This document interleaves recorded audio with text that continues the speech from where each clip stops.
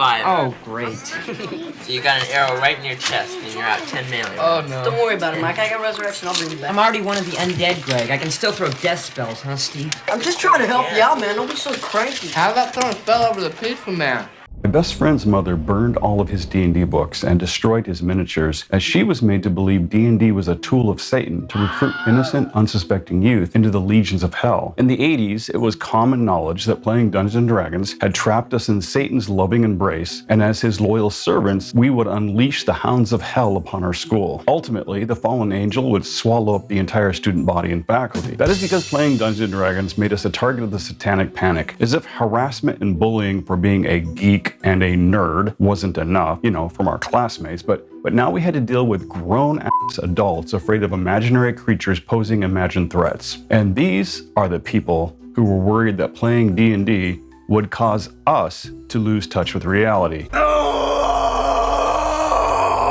As a child, that was exhausting. But at least back then, it was solely coming from people outside the hobby, not associated with the game, who attempted to create unnecessary hurdles and obstacles to our enjoyment of the hobby from imagined fears. Today, it is with great disappointment that I see many of those same patterns reappearing, but this time it seems to include those from within the community, newer players, or maybe people who don't even play at all but just sit comfortably behind their keyboards looking for things to be outraged about. People who see malicious intent, racism, and other offenses where frankly none actually exist. Jordan Peele once said in an interview regarding the movie Get Out that a theme from his film was to illustrate how well-meaning individuals who might think they're trying to be helpful to marginalized groups are actually just making the matter worse. And now let's add to that Yvette Nicole Brown's recent interview about the Advanced Dungeons & Dragons episode of the sitcom Community, where she defends and calls its removal an overcorrection. There are many more reasonably, objectively true examples, and I may cover that enemy from within topic at a later date. It'll depend on how many people I'm willing to offend and lose in the process. Also, I hope to hear from you in the comments about your personal stories. My best friend's mother burned all of his D&D books and destroyed his miniatures, as she was made to believe D&D was a tool of Satan to recruit innocent, unsuspecting youth into the legions of hell. And that Tom Hanks movie, Mazes and Monsters, and that certainly didn't help the matter. The movie was based on a book of the same name, which itself was based on a college student who in 1979 went missing for a week. He was later found, but during his absence, Dungeons & Dragons was blamed and allegations ran rampant that he had become swept up in the game and that he went into the sewers to play out his fantasies. Ultimately, none of that was true, but it was too late. The damage had been done. There was even an activist group called BAD, Bothered by Dungeons & Dragons. All of this hate was fueled by fear of what they didn't understand, fear of imaginary enemies where none existed. The Satanic Panic was what psychologists referred to as a moral panic. Throughout human history, we have many examples of this. When ignorance turns to fear, fear turns to anger, anger turns to Yoda, and so on. Idea you get, yes? Okay.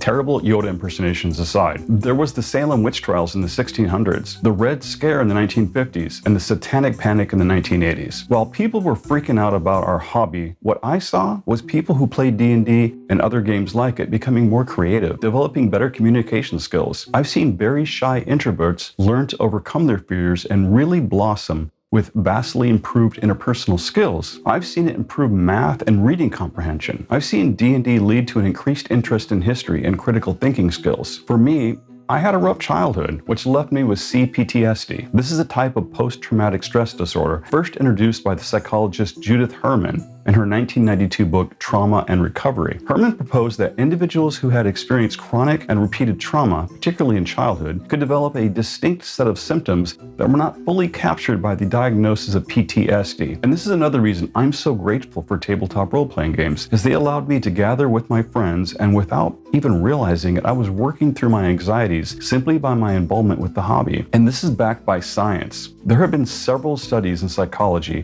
which have explored the positive impacts of playing tabletop role-playing games like Dungeons & Dragons on childhood development. These studies have appeared in notable respected publications, such as the Journal of Applied Development Psychology and the Journal of Educational Psychology. Overall, there have been many similar studies which have all concluded that playing tabletop role-playing games like Dungeons & Dragons can have a positive impact on child development. Now, to be absolutely fair, I should inform you, there has been one study which contradicts all of the positive effects studies. That so-called study was called the Dark Side of Dungeons & Dragons. and it appeared in 1984 with results that found playing Dungeons & Dragons could lead to negative outcomes, such as increased aggression, decreased empathy, and a blurring of fantasy and reality with some individuals. However, that study was concluded during the height of the Satanic Panic and has been criticized for its small sample size, lack of control group, methodology, and conclusions. In other words, it was performed by people wanting to prove that Dungeons & Dragons was bad, so that's exactly what they found. Funny it worked out that way, huh? It is the only study of its kind. In the realm of subjective truths and opinions, some concerns have been raised about the content of Dungeons & Dragons and a feared negative impact on children. For example, some parents and educators have expressed concern about violent and sexual content in the game, as well as the potential for addiction or obsession. However, there is little empirical evidence to support those concerns, and many experts argue that the benefits of playing Dungeons & Dragons are real, proven, and by far outweigh any potential imagined risks. Additionally, you might be aware there are a number of celebrities who are fans of the hobby, such as Vin Diesel, Joe Manganiello, Stephen Colbert, Taika Waititi, and of course Matt Mercer, Felicia Day, and you. And another fun fact, in addition to D&D appearing in Stranger Things, not only did the kids in Steven Spielberg's movie E.T. play the game, Steven also used the game as part of the audition process. That's right, Steven Spielberg had the child actors auditioning for E.T., the extraterrestrial, play Dungeons & Dragons as part of the casting process. According to an interview with the actor who played Michael in the film, Spielberg had a group of boys play Dungeons & Dragons during the audition process to see how they interacted with each other and how they handled problem solving. And the scene in the movie where the characters play D&D was included because Spielberg is himself a fan of the game. Well, I hope you've enjoyed this video. I'm your host, Atten, here at We Love TTRPGs, and I want to hear from you in the comments. Tell me about your experiences. And if this is your first time here, please subscribe and stab that like button as if it were a mind flayer about to roll for initiative. Thanks for joining me, and I really appreciate your support. Thanks for watching.